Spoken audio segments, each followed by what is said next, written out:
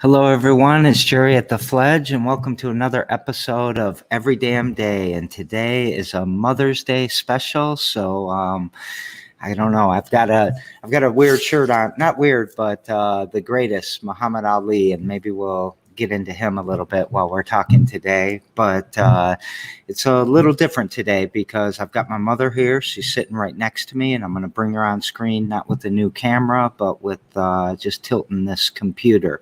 So sorry about that.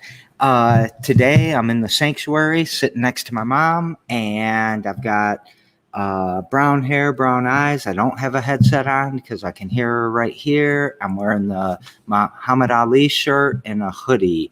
And let's get to my mom. Hi. How's it going today? I'm a little nervous, but I'm doing great. Have you had a good Mother's Day so far? I have. It's been very nice. What have you been doing?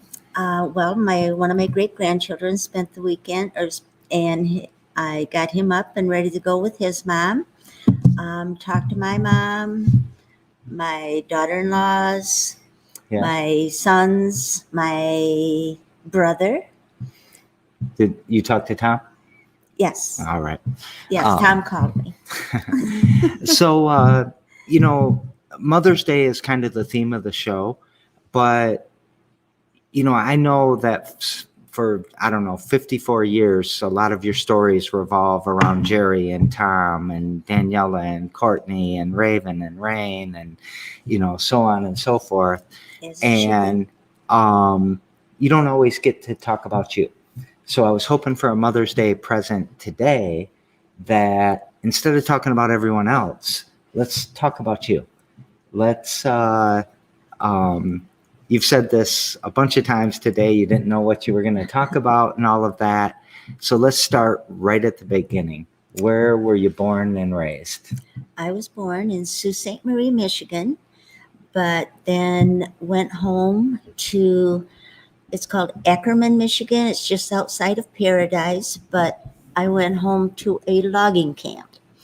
And that's where we lived for the first few years of my life with my mom and my grandparents and my aunts and my uncles and my cousins and all of the people that worked there. It was little tar cabins in a row. And the horses, they used horses to carry the trees out of the woods. And it was very interesting. And then I went to my dad's parents' house a lot also, which was in Strong's Corners. They owned the Deweese Motel, and they owned the Standard gas station across the street and a bunch of little cabins, and it was a restaurant and bar. So back and forth between the two and trying to stay away from the bears. So you said the first few years of your life, but you have memories of this, right? Yes, we went up there. I went up there every summer and stayed with different. My mother is one of 11 children, so I had lots of cousins to go and stay with in the summertime.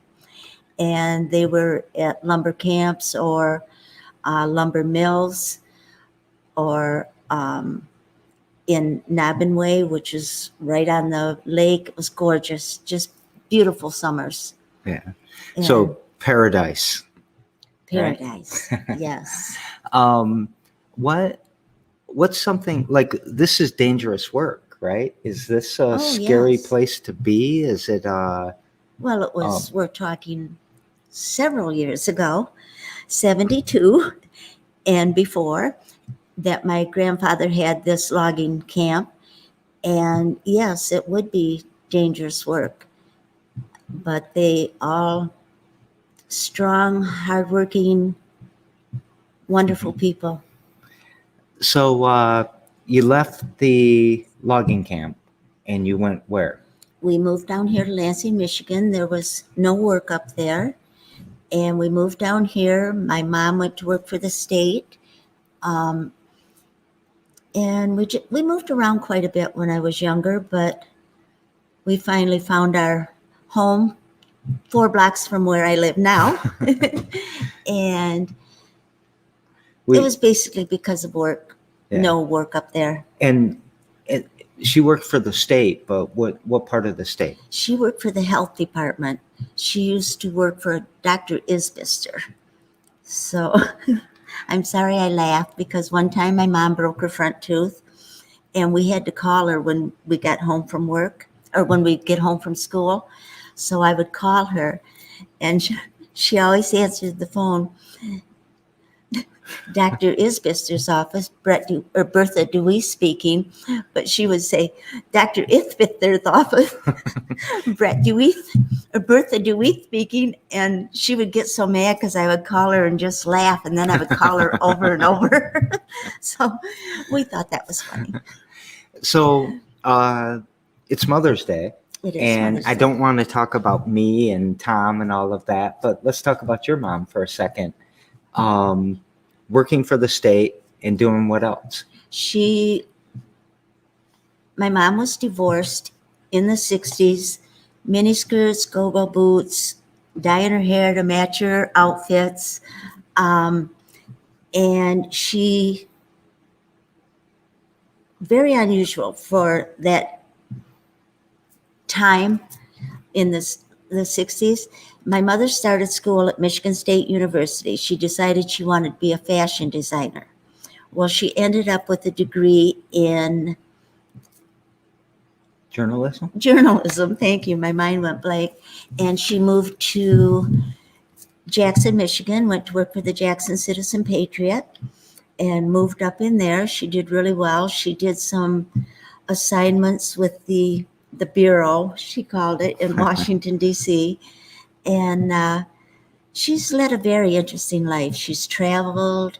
She's been to Nepal and hired Sherpas and gone on a trek through the Himalayas. She's gone to Spain for the running of the bulls. She sat in the bleachers and drank sangria with the home folks. And yeah, she's been to Jamaica during the riots, the revolution back in the late 70s, late 60s, early 70s. I'm not sure when that was. She's been to Paris to buy Margot wine for me.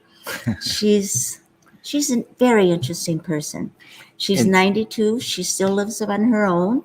She's getting quite hard to see for her now. But she still wants to be independent. So that's what we do. So she was 20 when she had you? 19. And you were, I'm going to bring me up a little bit, but you were 17 when you were born. I was born. So she's 36 years older than me.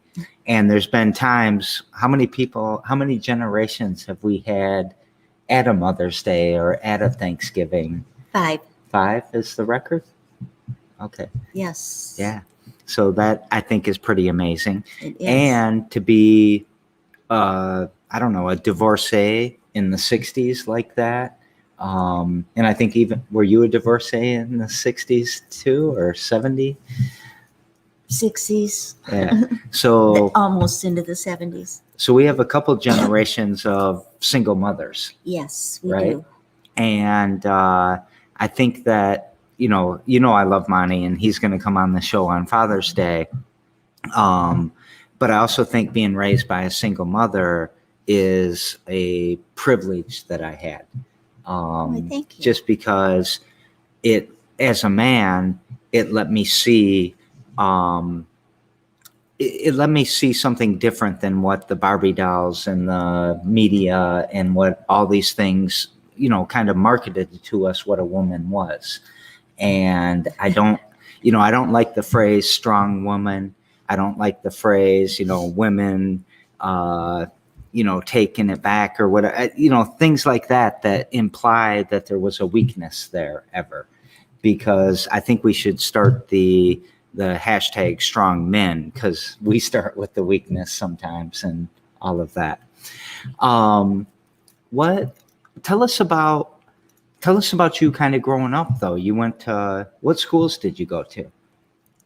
Grade school, I went to quite a few until Can you name them up? No. Well, you No. can name some, right? I went to Michigan Avenue School. I went to Forest Avenue School. And there's another one that I can't remember, but then I ended up at Maplewood for the continuing of my grade school years. And then Walter French, which was an amazing building. The staircase in there is cool. You know, it pisses a lot of people that'll be watching this off that it's just sitting there. Yeah. Yes. We should put the fledge in there. Yeah. So then from Walter French to Everett High School, where I excelled. Not really. It was good. It was okay. I didn't really enjoy high school. I didn't really hang around with the girls in my class. Never dated anyone else other than your dad. And that's so weird. You think so? No. Go ahead. No, please. And I had the usual. My grades were good. I was a cheerleader the first year. I was a cheerleader at Walter French. I was a cheerleader briefly because the cheerleading coach was also the gymnastics coach, and she wanted me on the gymnastics team. And I enjoyed that. I can't say I was anything world class, but I won some meets and won some competitions and had an offer to go to Central Michigan. But then, you can't work on the balance beam when you're pregnant? No. In fact, it was my gymnastics coach who called me out my senior year. I was on the uneven parallel bars. And I was swinging down and he goes, "No, don't do those." And then he pulled me aside. He at this time was Mr. Thomas at Everett. My original gymnastics coach was Ernestine Carter Russell, who was an Olympic champion. Just had to throw that back in there.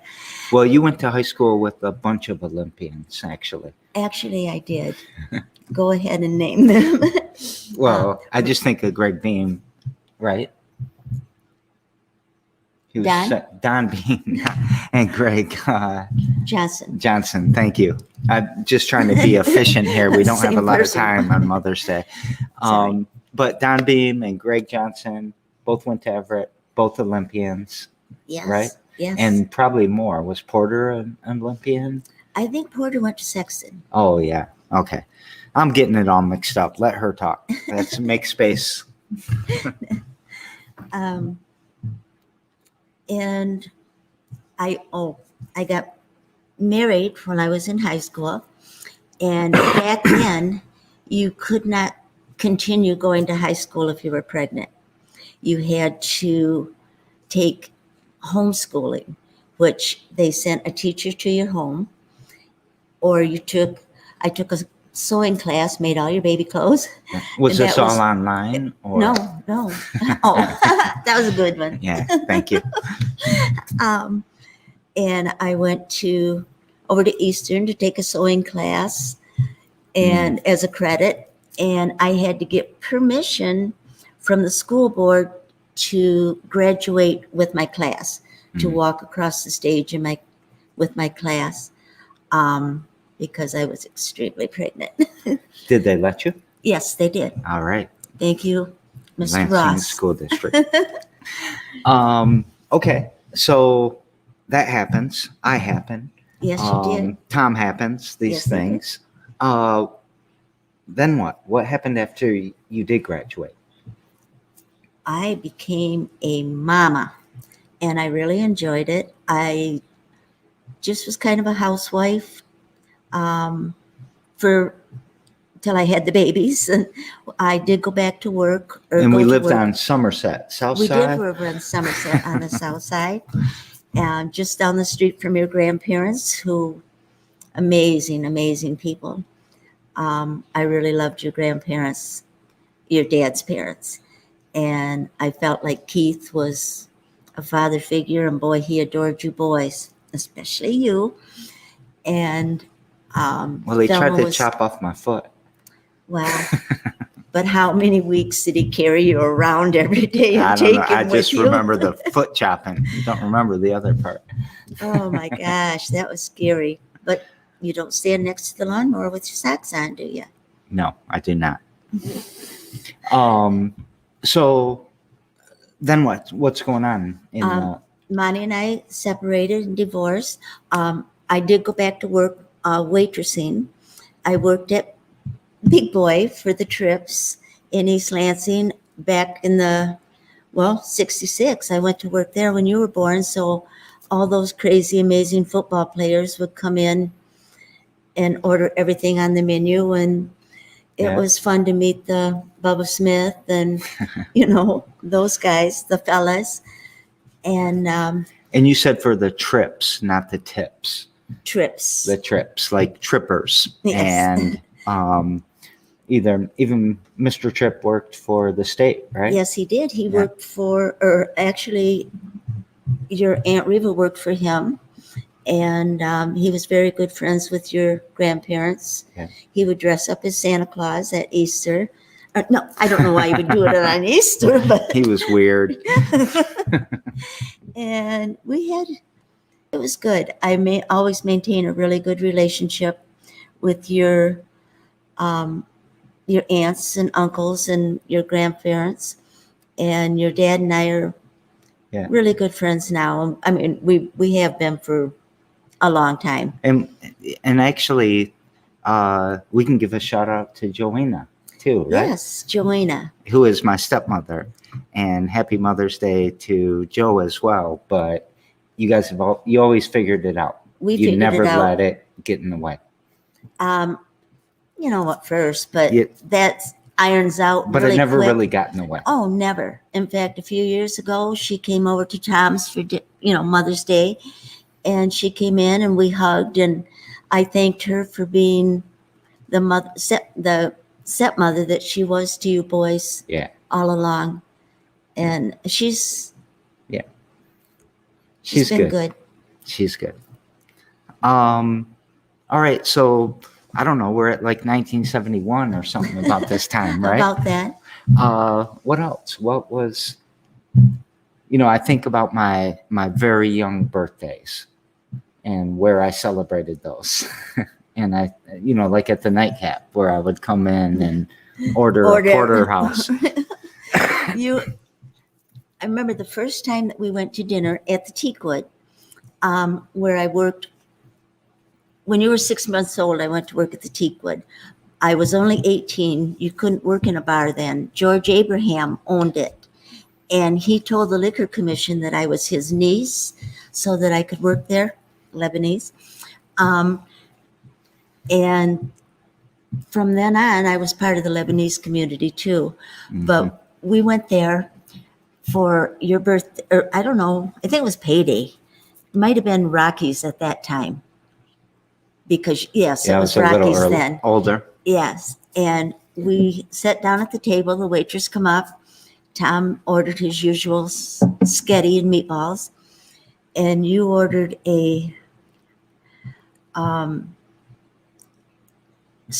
sizzler, a baked potato with sour cream, a salad with blue cheese dressing, and you wanted your steak medium rare. And the waitress looked at me and I think you were 6?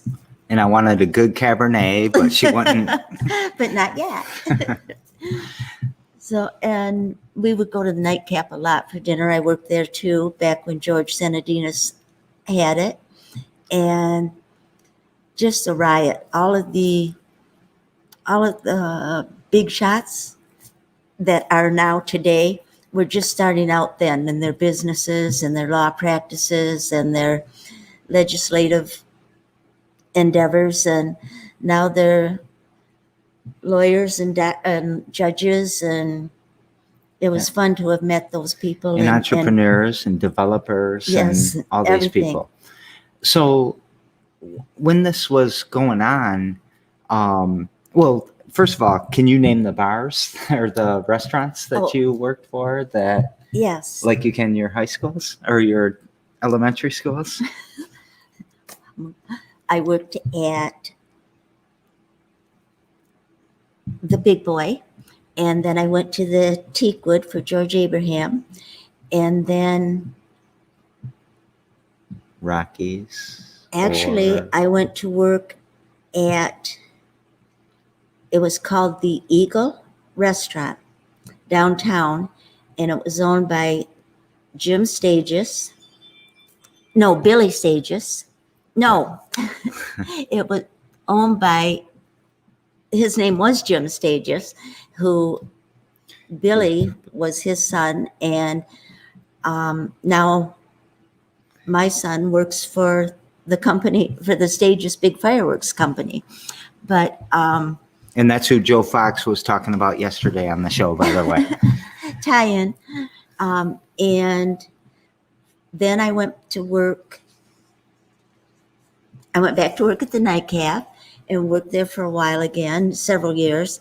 And then I went back to work at the Teakwood and stayed there with George for a long time. And then Rocky Farhat bought it, and I stayed there for a while longer.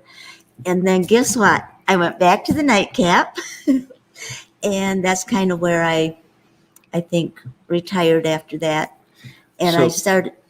Well, sorry, but the Nightcap was downtown, always in that same location. Yes. What was downtown like back then in the 60s, the 70s? It was the best. And there was so much to do. There were so many different unique stores. There were hippie stores. There were classy stores. Erico did his radio show above one of the stores, and you could go right up there and he'd give you records. And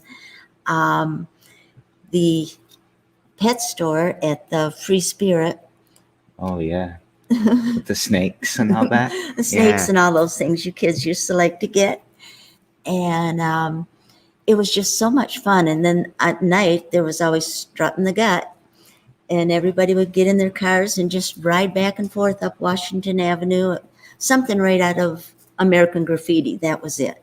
Yeah. And there was the Hoods at one corner or at one end, and the Jacks and stuff at the other end. And they'd hoot at each other as they drove by. There were street dances on the weekends. They would cross over at Colonial Village. They would close the parking lot, have a disc jockey come in, and kids would just come from all over just to dance. What do you think happened? Like, why isn't Lansing like that right now? Or is it? No, Lansing's so different. We tried to have a dance when you kids were young. The Chenards and all of us together tried to have a street dance. I'm sorry, I keep doing the quotation marks. And it just wasn't, people didn't want it, but it was inside, downstairs at Pro Bowl. Was it Pro Bowl? Anyway. The Johns family. Yes. Let's just name all these old Lansing families. Yes, which people to this day will still ask me who my father is, as Lebanese. Now, I see you, because I would be at all the functions and things, and so it's just kind of become a family joke.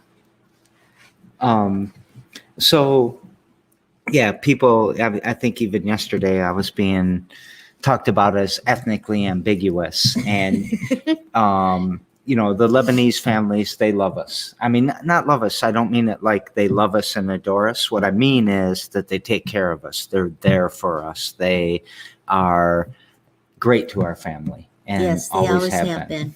Always have been. And, when I went to Atwood and met Billy Lopez, I got transferred from the Lebanese families over to the Mexican families, which is also very good, I think. Yes, one time I picked you up or your football coach back in Gardner used to call you Lopez and Norris. Yeah, he put a Z on the end of my name, which was fine with me too. So let's keep going into the future. You stopped working at restaurants and, being raised by a single mother yourself, you saw her work during the day, her school at night. She never saw you guys. So you and Bob took care of yourselves a lot. My brother Bob's 6 years younger than I. We did. But back then, a lot of kids did. I was 10 years old and starting dinner.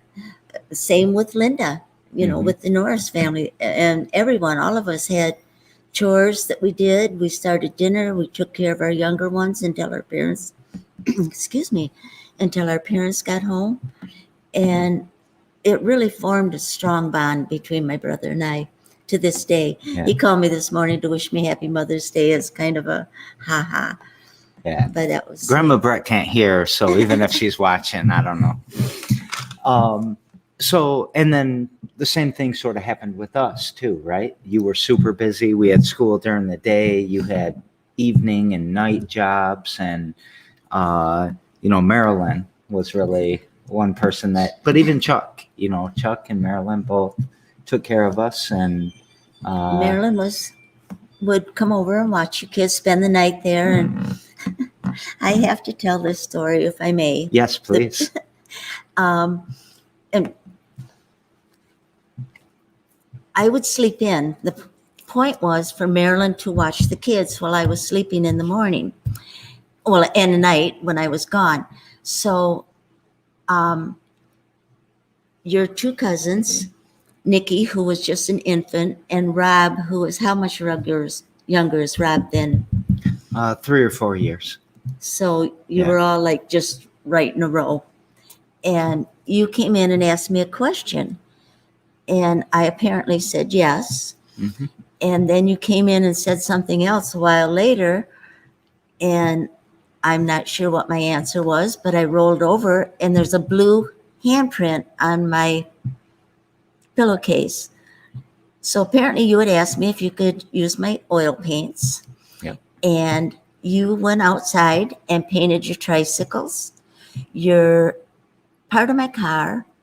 The best thing you painted was your cousin Rob, totally blue with oil paints. I'm not sure if he had a diaper or underwear on or not. Nope. I Naked. didn't think so. Painted everything. And Marilyn sleeping on the couch with the baby on her chest. Yeah. So that's still one of my best favorite stories. So, I think that was over on Julia. It was. It Julia? It was on Julia. Right by Kendon there. So let's keep walking through that. So you guys are sleeping all day. They're hippies in the 70s. I don't know what was going on. It smelled funny. Hey. So what more? Well, then I bought my first little house next to the school, one house from a school that you were going to. Mm-hmm. And then they bussed you over to Riddle. And that kind of worried me because I couldn't see you out my window. You went to Kendon for a while. You had an amazing teacher there that I was afraid she was going to steal you, Mrs. Turner. Yeah. There's actually a Facebook group called Mrs. Turner's Alums or something like that. That's amazing. Yeah. She would move up. When you moved up in grades, she moved up a couple of times. And and I believe didn't she adopt a little boy from Arizona or something? Well, she tried to adopt a Native American kid from Arizona, and it fell through for some reason at the last moment or something like that. And I don't know. But yes, I remember her. And let's talk about that busing, though, because that was an important thing that happened on all kinds of parts of the continuum in Lansing. The Lansing School District was fighting it, so they were supposed to start in 72 or 73 according to a federal mandate, and then They were fighting a lawsuit, and it took 4 years. They finally lost, and they had to bus us. And was that scary was it scary because of a racial thing or because of a proximity thing? It was scary. No, no, no. It was upsetting to me because I bought this house, one house from the school, and I was nervous about you being on a bus Mhm. back and forth. I mean, Yeah. I was young and uneducated, but no, it was never a racial thing, Yeah. ever. I think I'm not going to say his name, but at Michigan Avenue, I had a little crush on David. I'm just going to say his first name was David. And no, it's never been a racial thing with Yeah. us. Um, In fact, if you want to tell that's actually a good story of how I learned about the N-word, and I don't mind it because it's something I think about constantly. So if you want to, no, would you tell it? So at not Everett, Kendon, I had a very, very good friend. I'm going to actually call his name out. His name is Steve Morgan. He is still around in the ecosystem and the entrepreneurial ecosystem. He does a lot of fitness stuff. He's a great friend of mine my whole life. And back in the day, you used to get these big coloring books with Frankenberry and Count Chocula and Boo Berry.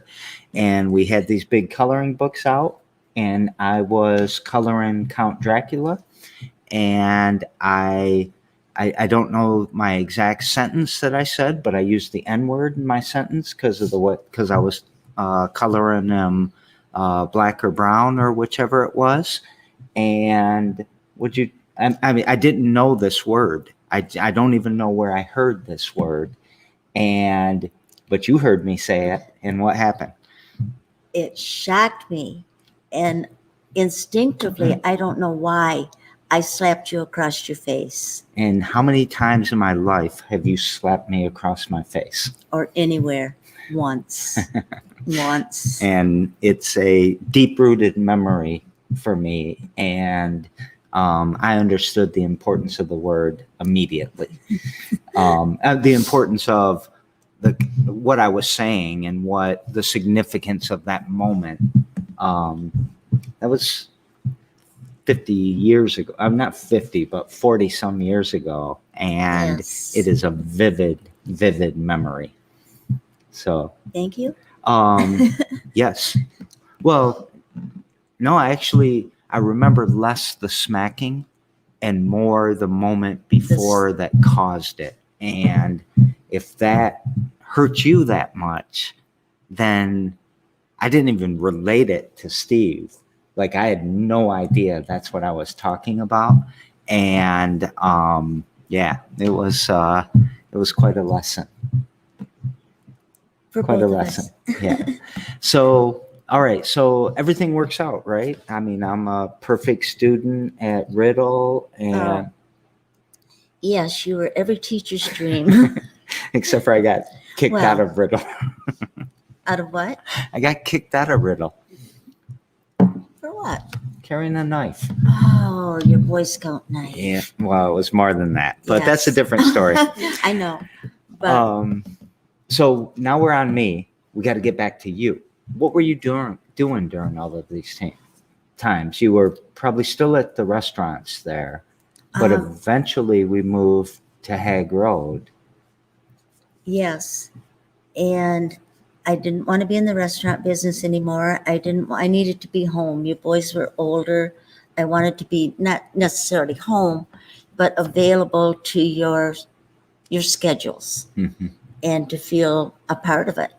I consider myself fortunate to have had you boys so young so that we didn't grow together. We did grow together, but I don't want it to sound like I was living vicariously through you, but I enjoyed every activity that you guys did, everything. You also got kicked out of Eastern or got expelled your first week there. That was... Yeah, fight. Stick it up for somebody's honor, though. But I wanted to be home, and I wasn't really doing anything. And Greg Eaton called me, Gregory Eaton, who's a family friend. He worked for your uncle, or lived next door to your family on Olds or On Old Avenue. Norris Grocery. Yeah. He Or tells was it me William? it was Old Avenue. Gregory just told me this a couple months ago, the story again. So his first job he ever had was Norris Grocery. And he called, and we were talking, and I said I wasn't doing anything. And he says, well, you want to start cleaning my house?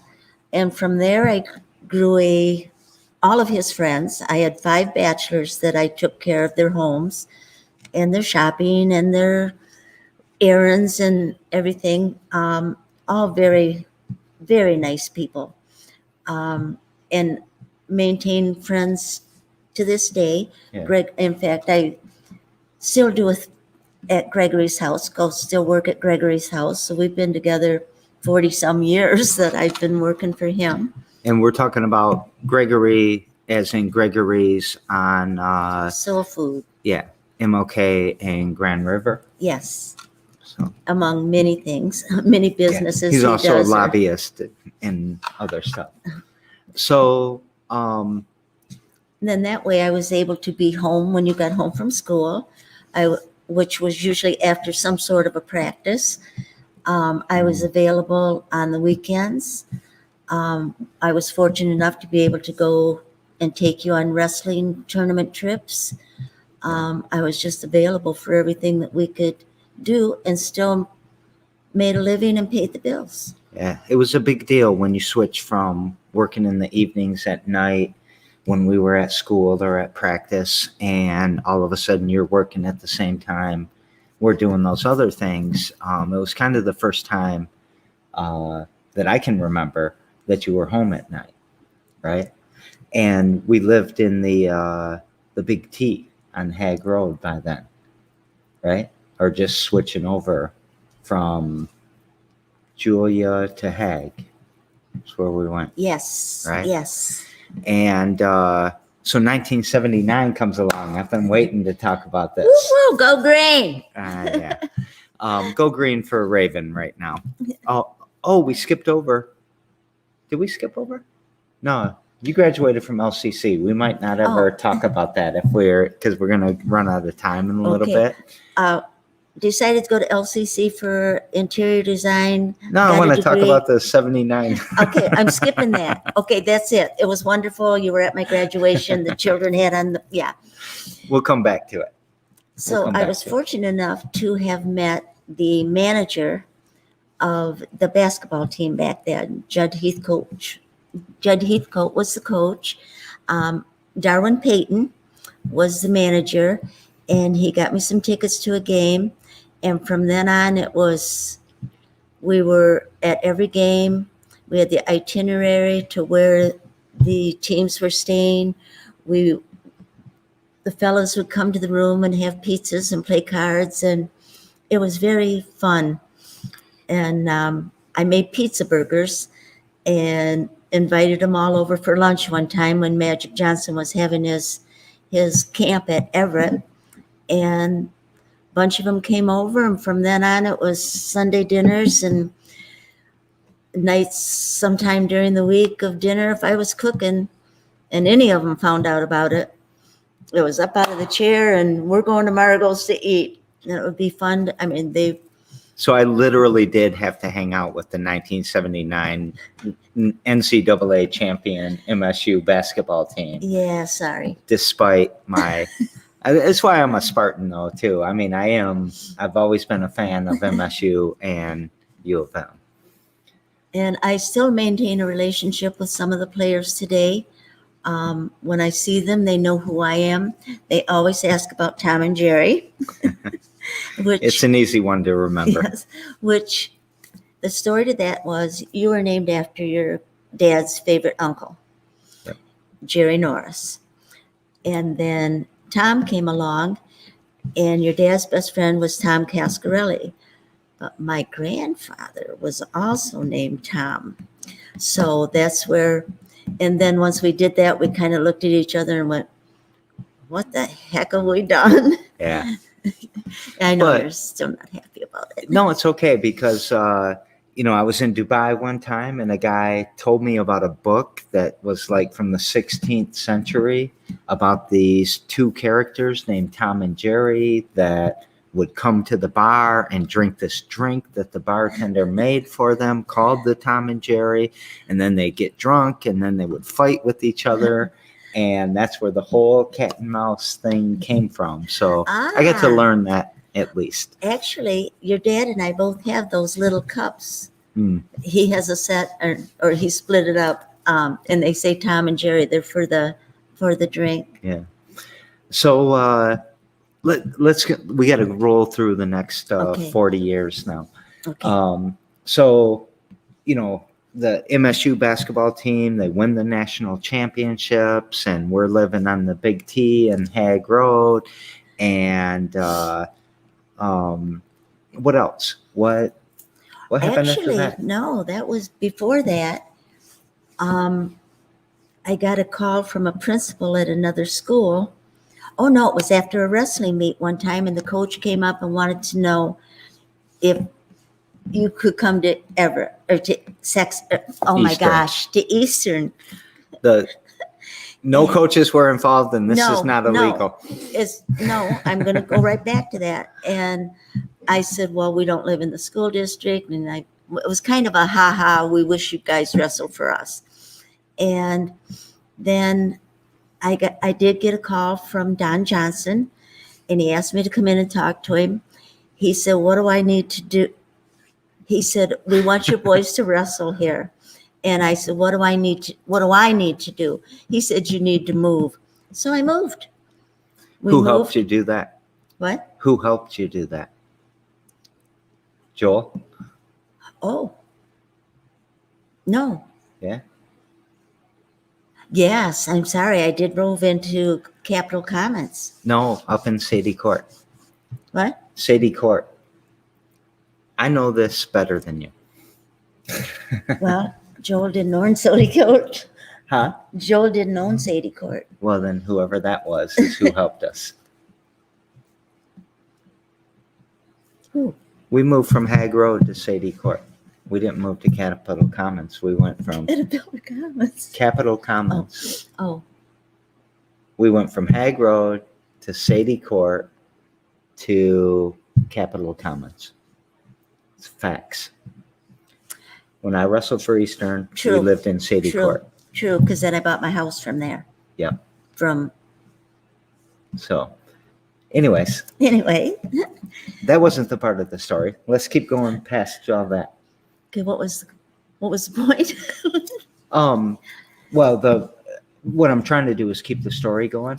So you tell me what the point is. I don't But that's remember where what we were talking about. What happened after Hague Road in 1979 and all of that? The boys ended up going over to Eastern.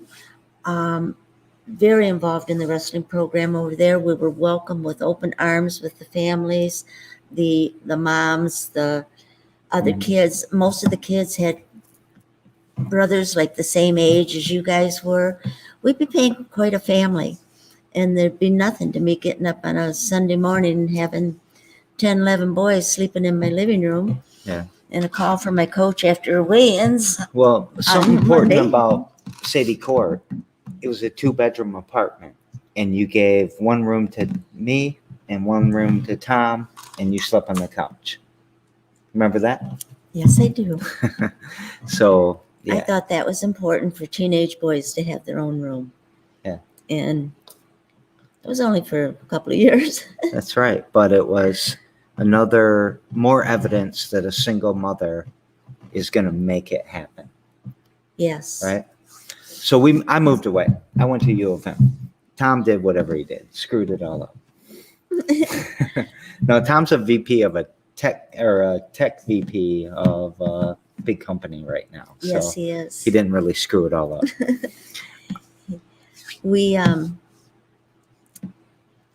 let's see. What were you doing? What was I doing? Yeah. I went to LCC to go to college. Or did we? Well, that's what you were doing at that time. Oh, no, I right? bought after. I didn't start going to school until after I bought the house where I live now for the last 33 years. All right. So we bounced from Sadie Court onto, I want to say it was just Pine that the address was, but right there at Pine and 496, we moved into Capitol Commons, Yes. right? You guys moved into it. I was in Ann Arbor. Yes. And you and Tom moved to Capitol Commons, I think. Yes. Right? And but you'd fixed up a nice bedroom downstairs in the for when you basement. came home, and kids moved in with us all Yeah. the time. Yeah. And I mean, shout out to Terry Woods, who Yeah. was my best friend around that time. He was I my think- son. Yeah. He would come home with you after school on Monday nights, and his mom would pick him up for church on the following Sunday morning. I told her she needed to start paying child support. Nah, 'cause I stayed It there was a too. joke. Yeah. So as you look at all this, and I mean, as we keep going into the future, there's a ton of things that we could talk about. What's been your mission this whole time? Like, what are you trying to do? It may seem strange, but with every job or position I've had, other than the waitressing, I felt like I need to help people, whether it be at their house, with their children, with their pets, helping them plant a garden. But I feel it's something that I feel like I thrive on. If I'm not helping somebody or doing something, I feel like I'm wasting my day. And you were what was it called? A victim's advocate for how long? For 10 years, I was a victim advocate for the Lansing Police Department and for the Ingham County Sheriff's Office. That's where I started out. But we were being trained for the LPD, and I worked both places. We would be on call where if officers have to make death notifications, and they're really not the ones that should be doing that. And so we would go along with the officers, and they would have to tell the person the tragedy, and then we were there for emotional support and support to help with funeral homes and Yeah. just things that families have to go through when they're in a tragedy. And I have friends, people still to this day that I'm friends with, that I was on a case with, and a lot of the girls that I was victim advocate with, I'm still friends with. The victims or the Both. advocates? Both. And so, we have a love-hate relationship with the police. Is that a fair statement? That's a fair statement. When we were little, I mean, especially like with Marilyn, right? We're driving around in her Pinto or whatever the hell that was. And, the police pulling us over was a fucking trauma, right? Panic trauma. There was weed, there was all kinds of things. And I'm just going to say it. I'm just You going to mean keep saying Marilyn or it. me? Marilyn. Okay. And you. And so the police, and we were actually served a no-knock warrant once. I don't want to get into it too much, but on Julia. We had the FBI in our house once. Oh. Remember that? That wasn't on Julia. Was it on Julia? Yes, it was. We should have prepared better. Well, I remember him coming a lot, not a lot, to to the townhouse. On Hague? Yeah, they came there too. Yes. Yeah. So anyways, that's some checkered shit we don't want to talk about right now. Is that fair enough to say? Sure. I think we can go with that. And yeah. I don't even know how to keep going. You keep going.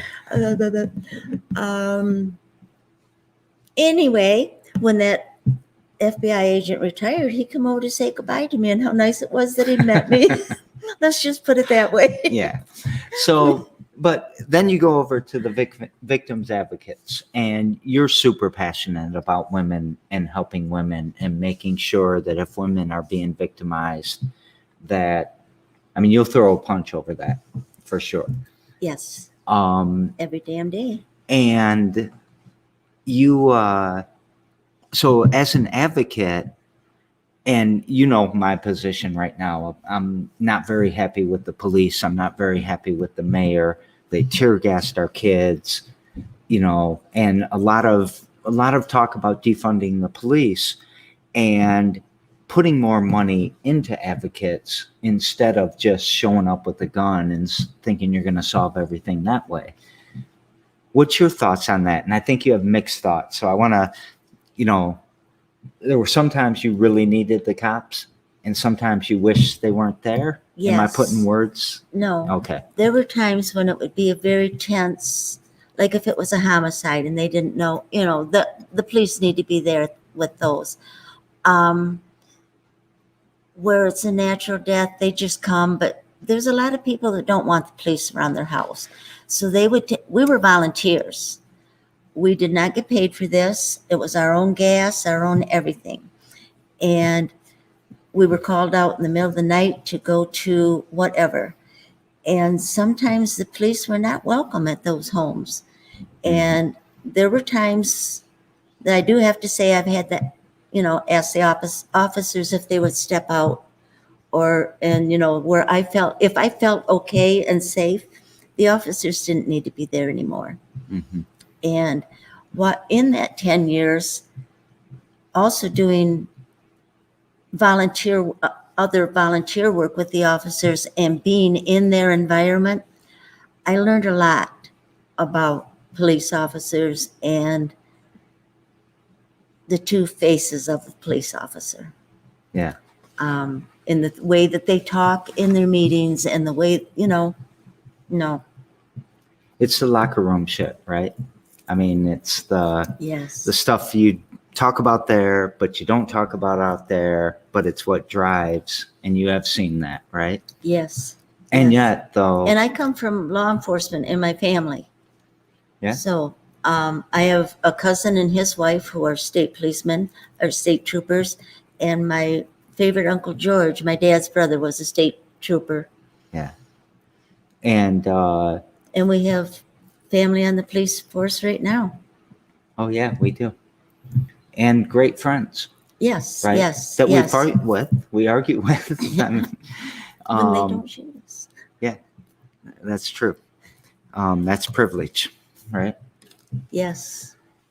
So back to your mission real quick. How would you say, what's your mission? Helping people? I think so. That, however I can, no matter what it is, yes, I do feel it's my mission. And if I can help somebody walking down the street, or some young lady knocked on my door a couple weeks ago and just got out of the hospital all beat up and wanted to ride down to the bus station, and put a hoodie on her because it was cold out, took her down the bus station, gave her my last $20. She paid with me and she was on her, not that, I mean, it's just, it made her feel good, but oh my gosh, what it did for the rest of my day was amazing. And the fact that I can, and not that kind of help, I mean, just everyday help. Talking to my neighbor when he looks like he's having a rough day or sad, and it makes me feel well too, feel better. What do you do every damn day to push that mission forward?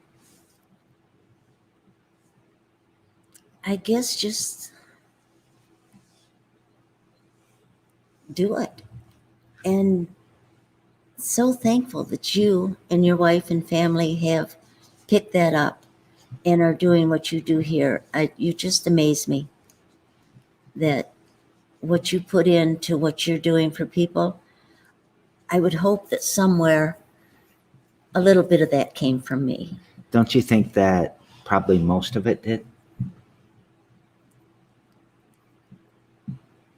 I don't know how. Okay.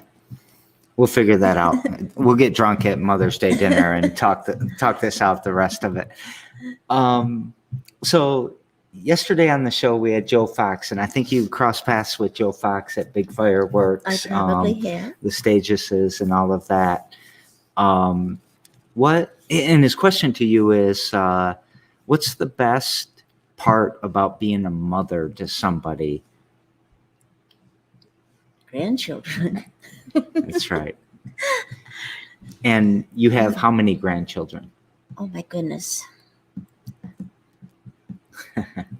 I think I have 6 grandchildren. Yeah. And 7 great-grandchildren. And we always count Daniela in there too. Yes. Well, we always count Danny. Of course.